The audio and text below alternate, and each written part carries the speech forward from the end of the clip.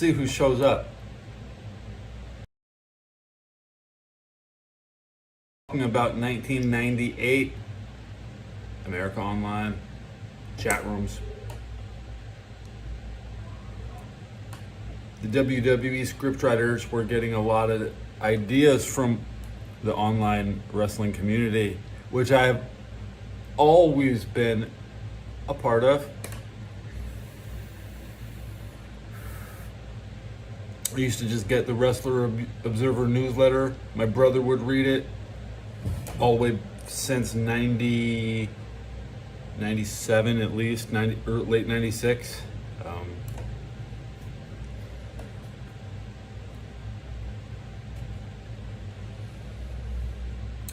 I used to sit in those AOL chat rooms and try to give my ideas. This was my idea.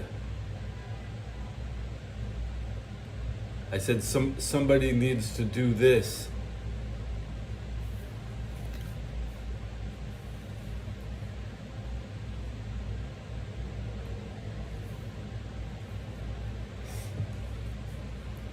Butler, Pennsylvania is just a rehash of the gimmick I wrote. I told WWE to do it. And not just once. I would sit in that chat room and I would say shit all damn day. Saying an idea once is not enough. There used to be multiple chat rooms, at least 3 at a time. There'd be 25 people in a room. Pick one of 3 rooms. This room is 24 of 25. There's join a full room. Start saying some shit.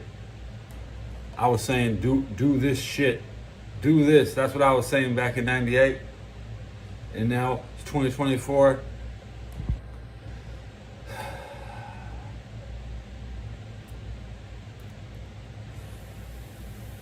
I never liked Vince. Fuck Vince. Fuck Vince. Almost got him. I almost got him.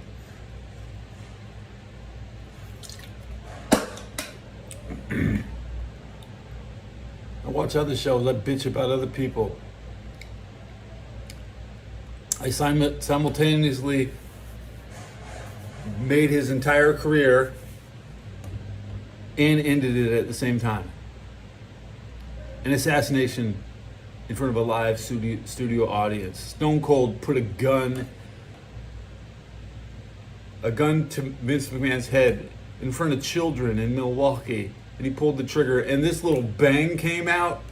I was like, man, that's like an AEW moment. This is as bad as watching the ring explode in the video game. Yeah, this was pathetic. And they think they got over. These people, it doesn't matter what they do. They always just think they're over. But they're running other people's ideas. I told Stone Cold to do it. I told Stone Cold to do it. Who are you?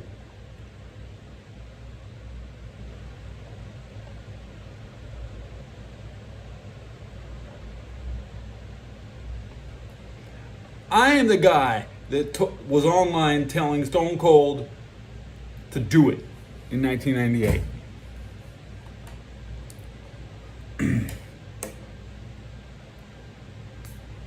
Thanks for coming by, guys. I just had to get this off my chest. I've told my brother multiple times, he's the WWE historian. My brother fucking knows. This is the biggest moment of my life, 1998, when I became a WWE scriptwriter. When I became the writer on WWE. Because I wrote that segment.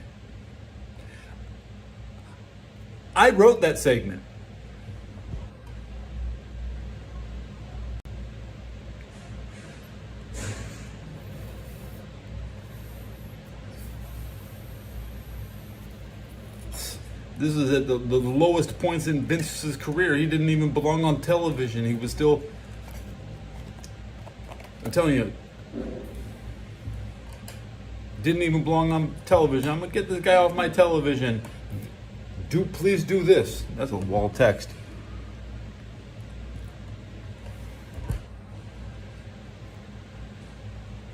Stayed in, didn't eat lunch.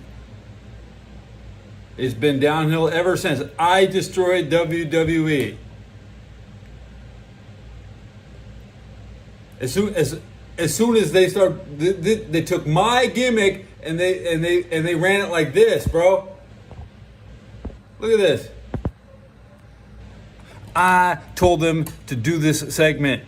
1998, America Online chat rooms. I said, do this.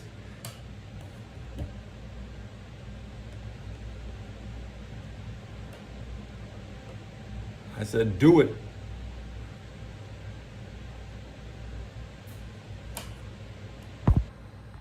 That's my legacy. My legacy on this planet Earth, bro. My legacy. You're so upset. You're so upset by my writing. I always tell my chat they're such bad writers. You're such a bad writer. You should realize my capabilities before you write for me. Do you remember the match when Sting challenged Hulk Hogan, but Hogan refused because he claimed getting back from the hospital with that could have happened on air or off air. Yeah, this sounds like something Hogan would do.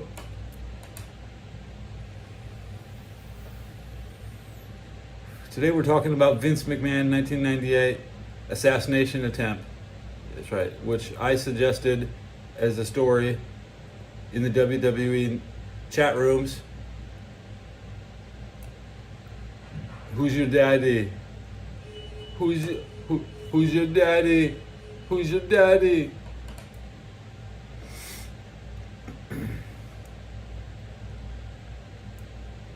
My brother got very close and he saw Vince McMahon one day, and my brother was very proud of that moment.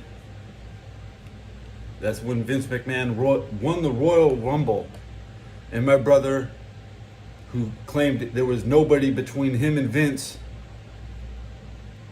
my brother looked at Vince and said, "Hey Vince, you're gonna win the Royal Rumble today." And Vince was like, "What? How'd you know?" So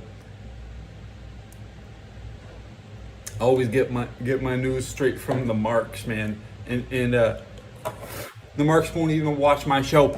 I know so much, they won't even watch my show. They'd rather listen to a WWF fans talk. Man, get out of here. Get out of here. A Cash with the good question. He's asking me about Sting. You know, I wasn't upset. You know, start asking me about Godfather, or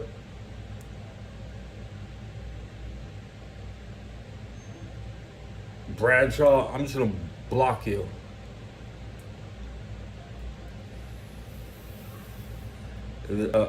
Somebody is spamming the fuck fat sweaty in chat. Hey, everybody has a little fat on their body, and y'all get sweaty when you're fucking. So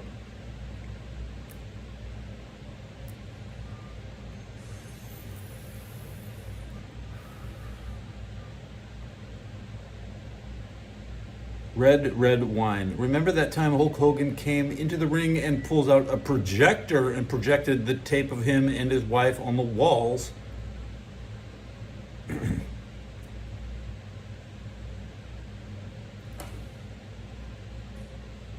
Dude, am I from 1898?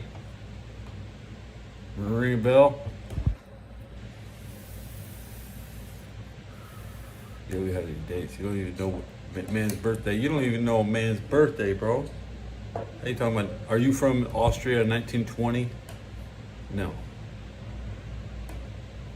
I would definitely be on the Western Front, you know, not the Eastern Front. Look at you, Eastern Front guys. There's so many of you Eastern Front guys trying to hug. We Western Front guys, we just want to wipe you out, wipe out your encampment, okay? Preferably flood your lands with you in it. Yeah. Preferably just rinse you away. Flooding today, where? Where's the flooding today? I saw it briefly.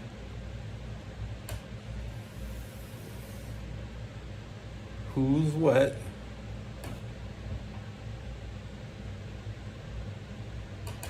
It's a wet Tuesday.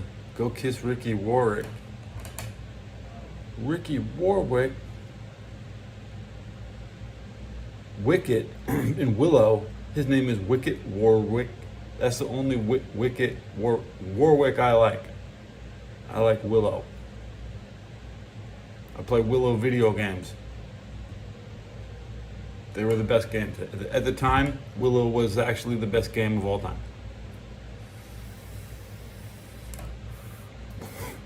Willow is the best game. That's a side story. I'm complaining about 1998 Vince McMahon here. You think I was doing nothing? You think I was doing nothing? I was online talking that mad shit in '98, man. And they were pissed as fuck, and they had to do what I told them to do. Can't listen to other people. Could you imagine them listening to you? I couldn't imagine that. I couldn't imagine that. That could.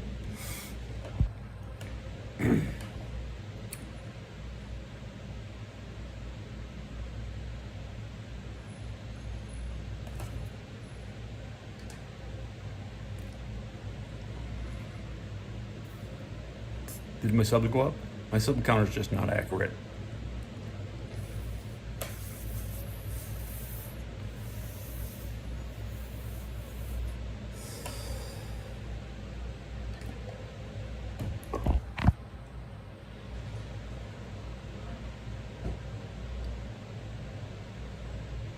Okay, keep my head the right way. Keep my window open.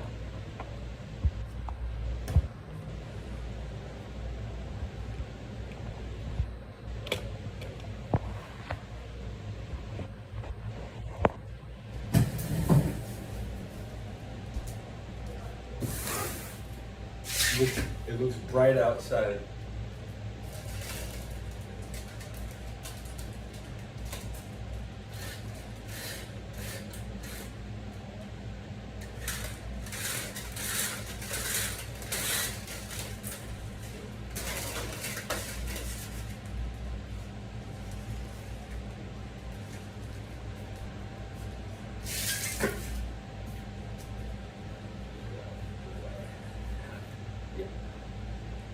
I wrote that, 1998. I told them to do it. What are you gonna do? You're such a good writer. Who are you gonna write for next?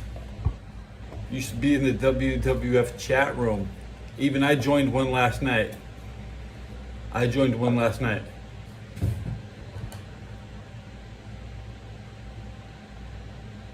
took a can of the Bondo from the truck. Ted Turner is live, but he hasn't been seen. I don't listen to you. You're not my massa. You're not my massa. Massa. You're not my massa. My massa is Ted Turner. That's not even his name. This motherfucker's not even a Ted. Guy's one of those fake Teds. This is motherfucker. Robert Edward Turner III. I had a friend, Roberto Belcher. I need to clip this and send it to Roberto. Roberto, Trump, please send me a Zoom workplace invite.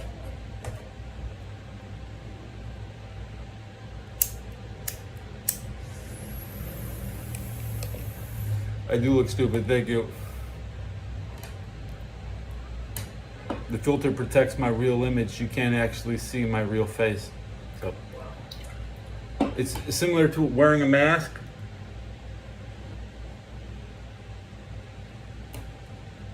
You just want me to take the mask off.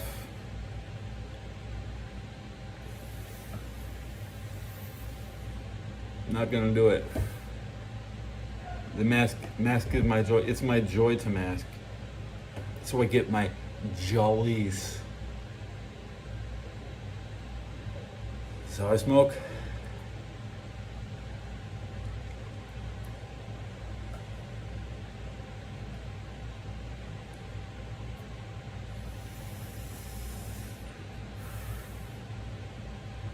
There's a new turf inside of Lucas Oil Stadium. Let's listen. In just 1 month's time, thousands of fans will fill the stands here at Lucas Oil Stadium. But when they go inside, it will look a lot different. Lucas Oil Stadium has truly transformed in recent months. What started as a normal football field in January transformed into a basketball court for the NBA All-Star Game and then a swimming pool for the Olympic trials. But now it's time to get back to business for the upcoming cold season. They put a pool in?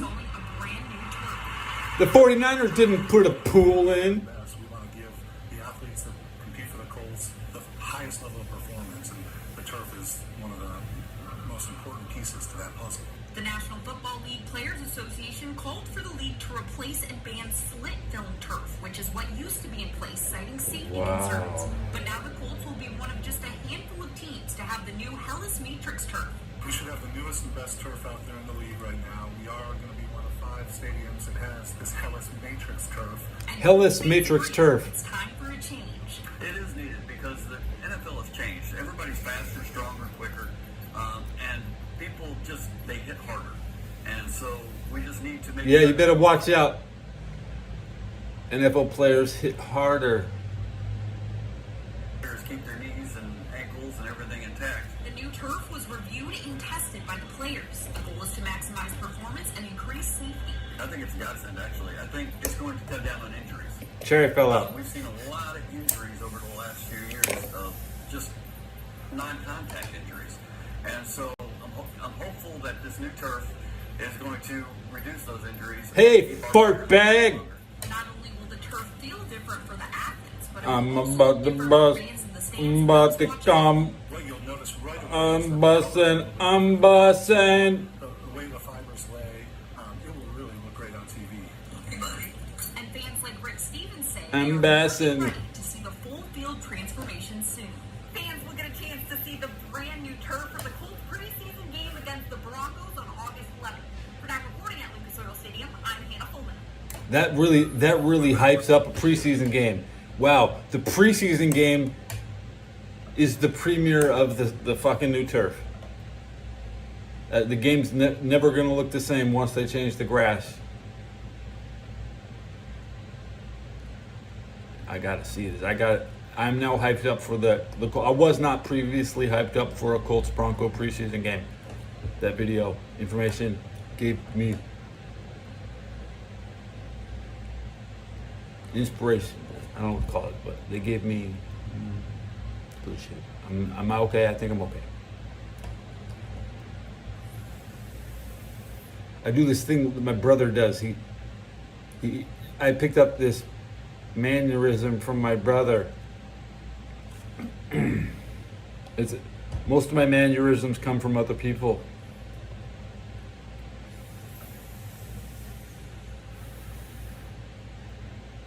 Like Henry Rollins. Any Rollins fans in the chat?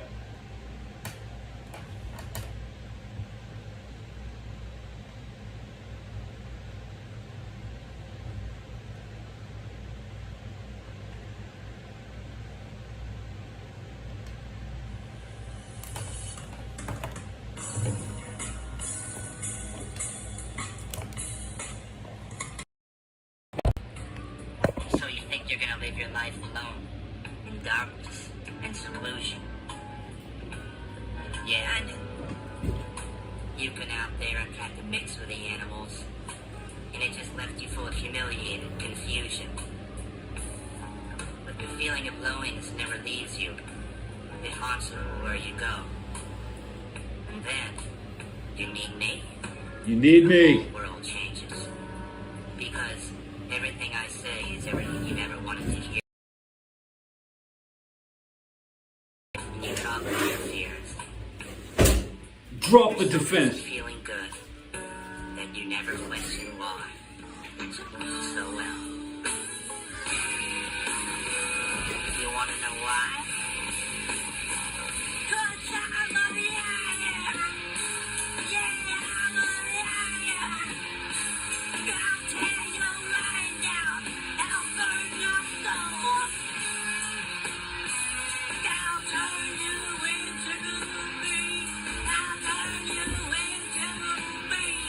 'Cause I'm a liar. A liar. A liar. A liar. I'll hide behind a smile. In understanding eyes.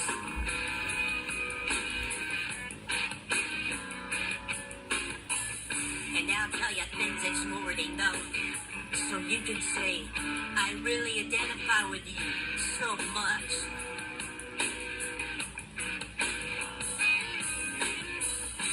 I'll come to you like an affliction. And I'll need you like an addiction. You'll never forget me. You wanna know why? 'Cause I'm a liar. Yeah, I'm a liar. I'll rip your mind out. I'll burn your soul. I'll turn you into me. I'll turn you into me. 'Cause I'm a liar, a liar. Liar, liar, liar, liar. I don't know why I feel the need to lie and cause you so much pain. Maybe it's something inside. Maybe it's something I can't explain. 'Cause all I do is let you up and lie to you. I'm a liar. Oh, I'm a liar. What if you gave me just one more chance? I swear I will never lie to you again. Because now I see the destructive power of a lie.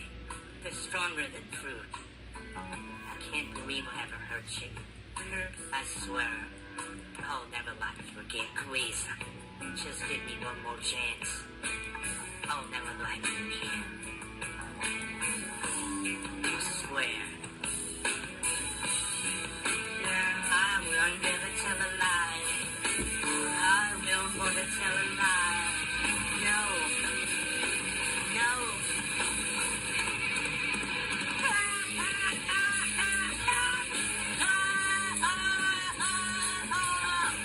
Sucker. Sucker. Sucker. I am a liar. Yeah, I am a liar. Yeah, I like it. I feel good. I am a liar. Yeah. I lie. I lie. I lie. Oh, I lie.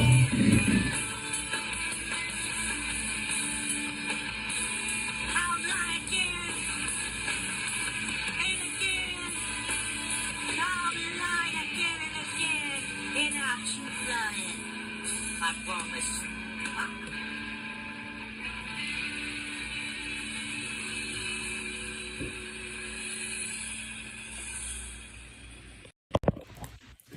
Oh, that was so good. Cartman sings Rollins Band.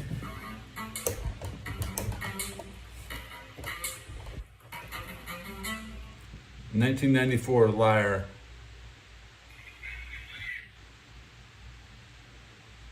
'94. I love '94. I love '94. 30 years of Liar.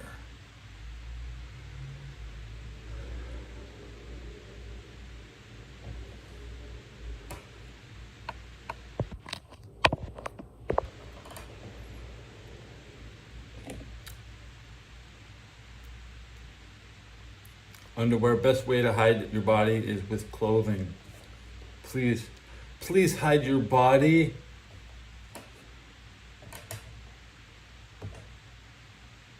Please hide your body. You're playing?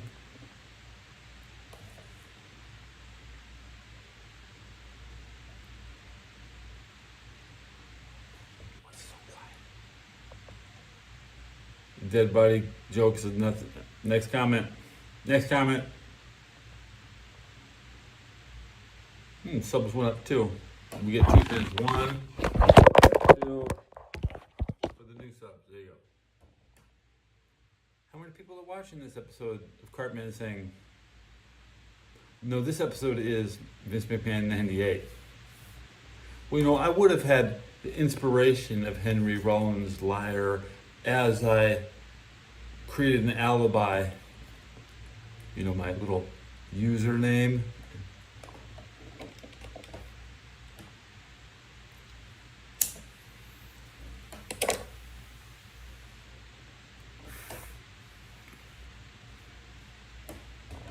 So what are the statistics on this episode?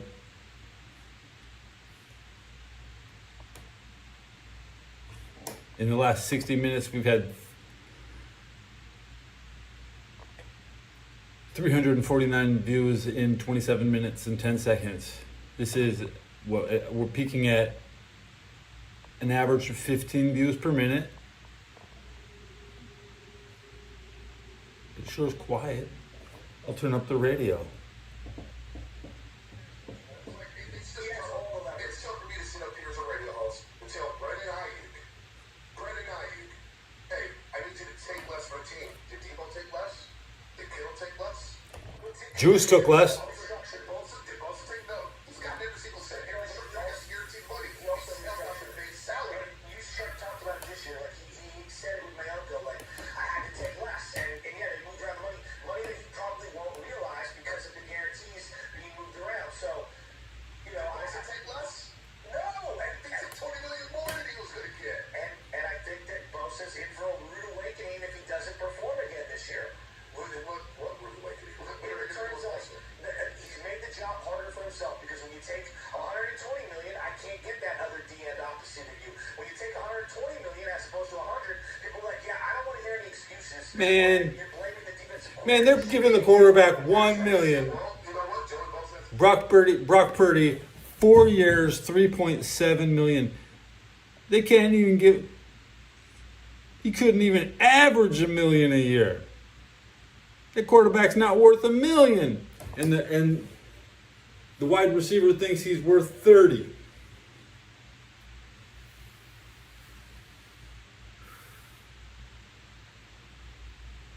They're undermining the financial institution built by every other team, and the Bengals have refused to give T. Higgins a raise. So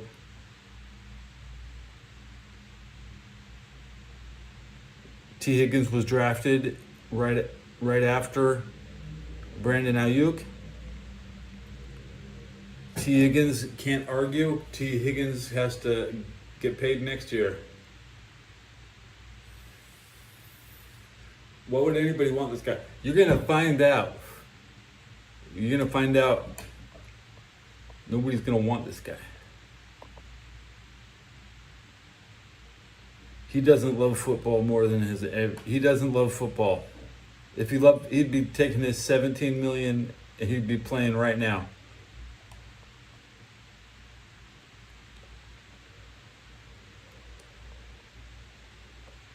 Force Brock Purdy to not have Ayuk. That's my fantasy. Yeah. No Brandon Ayuk, Brock Purdy.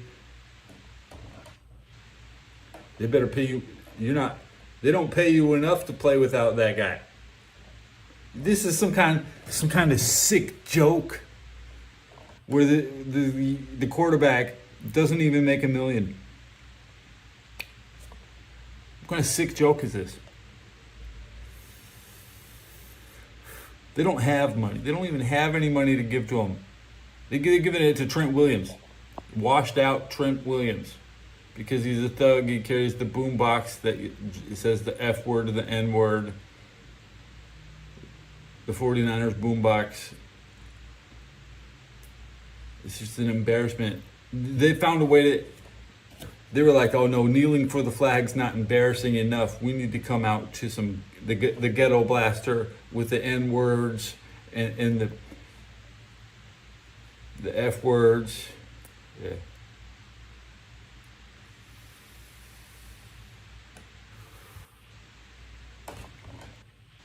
I'm Generation X. You bitch. You little bitches. 1976 Generation X. Go fuck yourself, okay? I'm not part of your generation. There's never gonna be somebody my age on the show. My people don't exist. We had the smallest birth rate in the population decline in 1976. There were no Chinese people because they were all rioting. The Cultural Revolution prevented an entire generation from being born. There are no 70s. Well, there's a lot of them. The 76 children. Those are my people. I don't care about people from where you from. You take care of your people.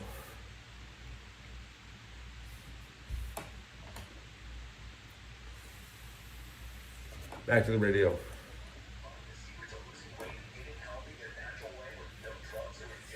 We're finally getting all the 1990 babies out of the NFL.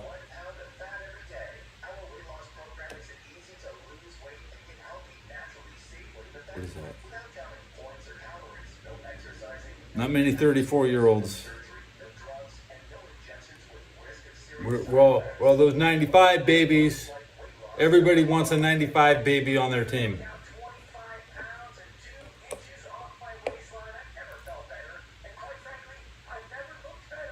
People think, oh, you only want young guys on your team. No, you want specific people from specific years on your team. So I can celebrate my birthday with the victory.